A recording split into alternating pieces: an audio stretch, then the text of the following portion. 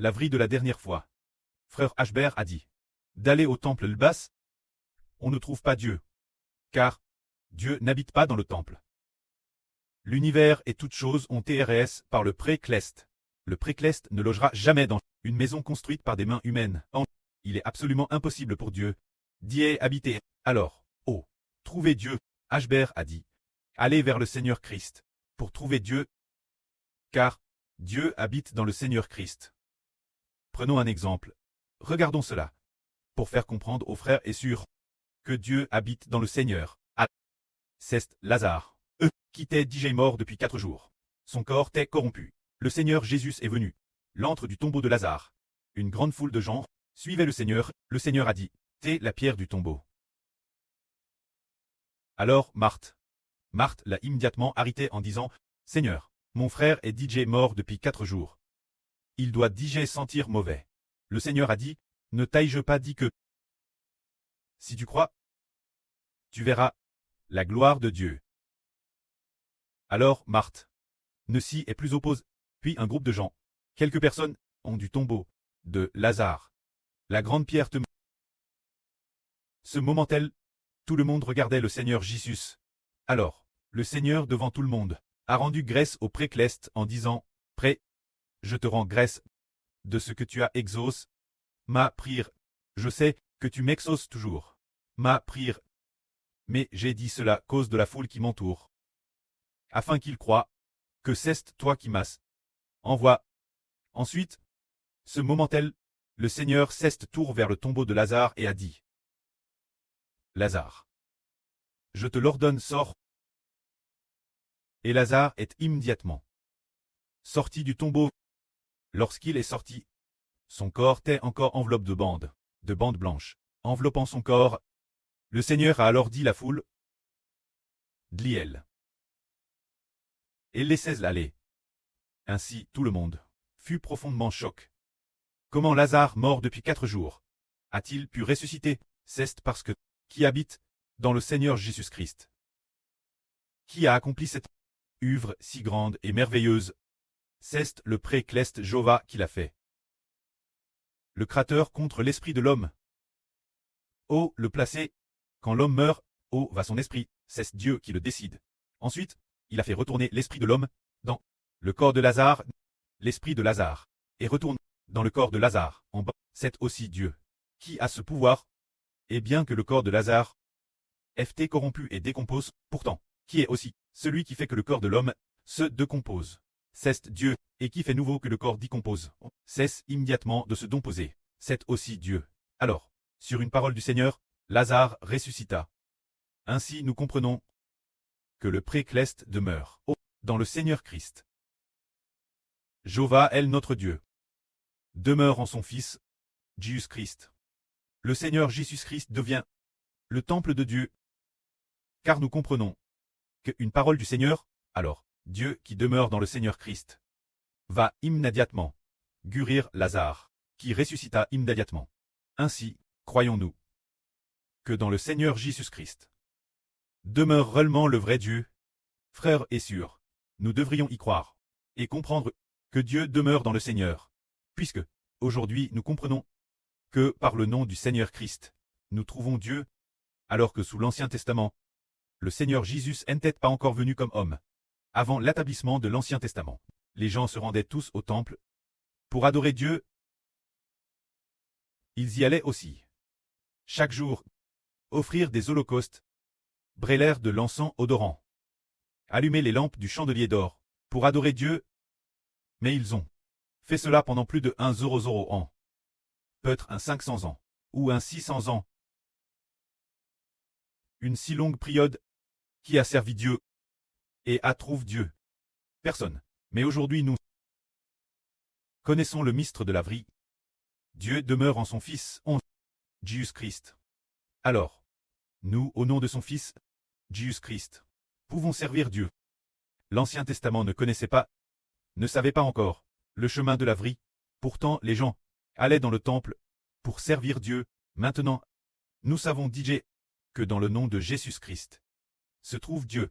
Alors en tant que ses enfants, si nous continuons sans cesse, prier au nom du Seigneur Christ, sans cesse au nom du Seigneur Christ. Proclamez et chantez, le frère Hébert est convaincu que cette personne va certainement trouver Dieu. Elle va certainement rencontrer Dieu. La puissance de Dieu va certainement agir. En de tels, frères et sûrs, cesse proclamer sans cesse, chanter sans cesse, chanter sans cesse, tour après tour, sans s'en rendre compte, notre relation avec Dieu se consolide, car ces chants, chaque chant, est le nom du Seigneur Christ. Alors, ainsi le nom du Seigneur Christ est le temple de Dieu. Nous continuons sans cesse, au nom du Seigneur Christ. Rendre la gloire Dieu, rendre grâce Dieu. Et chanter de Dieu, des chants de sa miséricorde envers nous, des chants de sa bonté envers Israël. Le Dieu d'Israël, cause des frères et sûrs.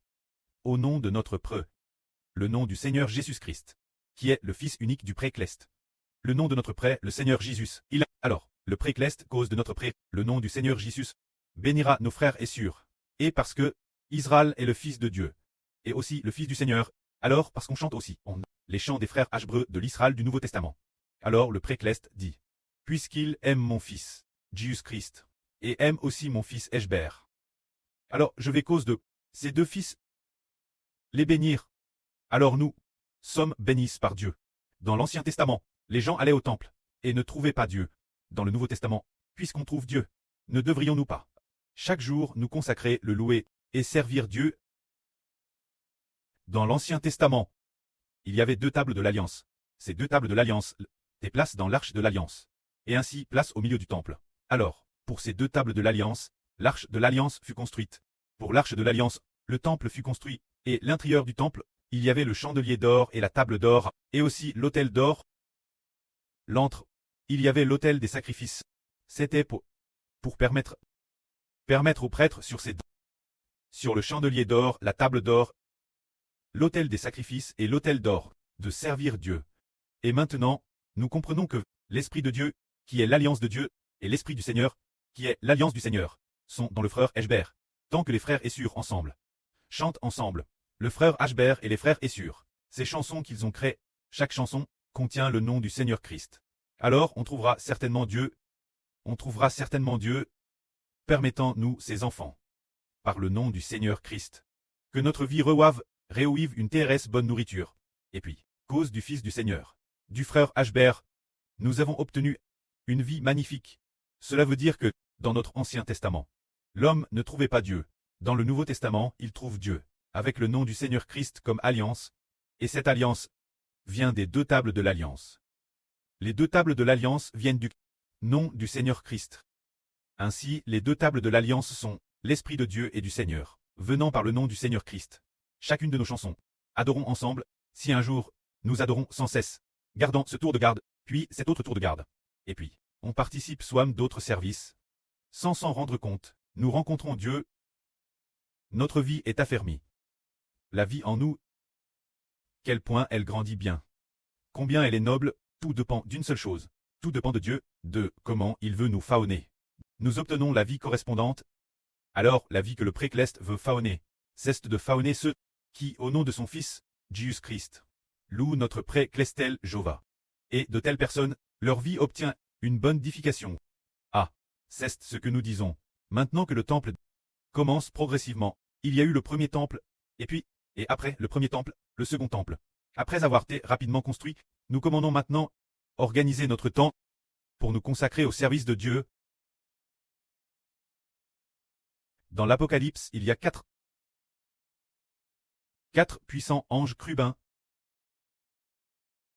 Et de plus, chose merveilleuse. Sur l'arche de l'Alliance, sur cet autel d'or, sur l'autel d'or a 4 cornes. Il y a 4 cornes. 4 cornes est ouest, sud, nord. Chaque corne ressemble une corne de buffle ou de blier. L'autel d'or et l'autel des sacrifices ont tous deux 4 cornes. Les 4 cornes, nous comprenons à des... Dans l'Ancien Testament, il y a quelqu'un. Appelle la corne de salut. Se dire David, appelle la corne de salut. Bien est-ce la véritable corne de salut est le Seigneur Christ. C'est dans Zacharie. Se dire Jean. Le prêtre de Jean-Baptiste. Zacharie a dit, tu as dans la patrie de David Suci, une corne de salut. La corne c'est ce qui a de l'autorité. La corne aux 7 cornes et 7 yeux. La corne aux 7 cornes et 7 yeux. Alors ici il y a 7 cornes et 7 yeux, qui parlent du Seigneur, et parlent aussi des Hébreux. Ainsi, il écrit dans l'Apocalypse. Sur l'autel d'or, les cornes firent entendre une voix disant: ceux qui sont lits sur le grand fleuve Euphrate, libre les 4 anges. Alors les 4 anges furent délices. Et les 4 anges ont ainsi conduit 200 millions d'anges pour détruire un tiers de l'humanité. Alors les 4 cornes de l'autel d'or. Alors la corne aux 7 cornes et 7 yeux.